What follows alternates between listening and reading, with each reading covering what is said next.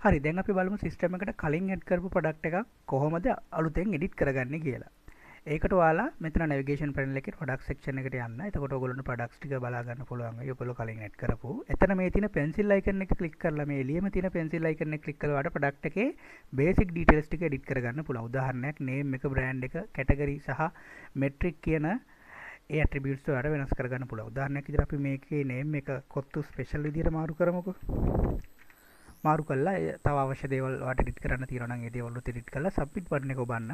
ඒ ඔබන වෙලාවෙම ඔයාලට ඉක්මනටම මේකේ අප්ඩේට් එක බලා ගන්න පුළුවන්. ඒ වෙලාවෙම රියල් ටයිම්.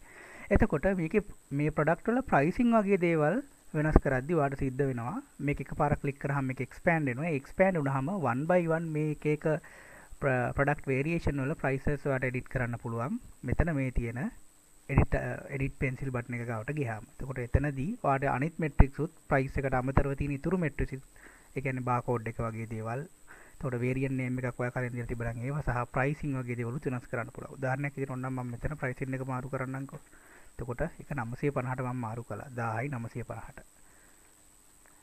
එතකොට ප්‍රොඩක්ට් එකේ අයිකන් එක එහෙම නැත්නම් ඉමේජ් එක ඔයාලට වෙනස් කරන්න පුළුවන්. ප්‍රොඩක්ට් ඉමේජ් එක උඩ ක්ලික් කරාම ඔයාලට මෙතනින් රිමූව් ඉමේජ් දෙන්නත් පුළුවන්. මේ ඉමේජ් එක අයින් කරලා සම්පූර්ණ ඉමේජ් එක අයින් කරලා අපේ ඩිෆෝල්ට් එන අයිකන් එකක් අරගන්නත් පුළුවන්. එහෙම නැත්නම් අලුතෙන් ඉමේජ් එකක් දාන්න ඕන නම් ඔයාලට මේ බටන් එක ක්ලික් කරලා අලුතෙන් ඉමේජ් එකක් ඇඩ් කරන්නත් පුළුවන්.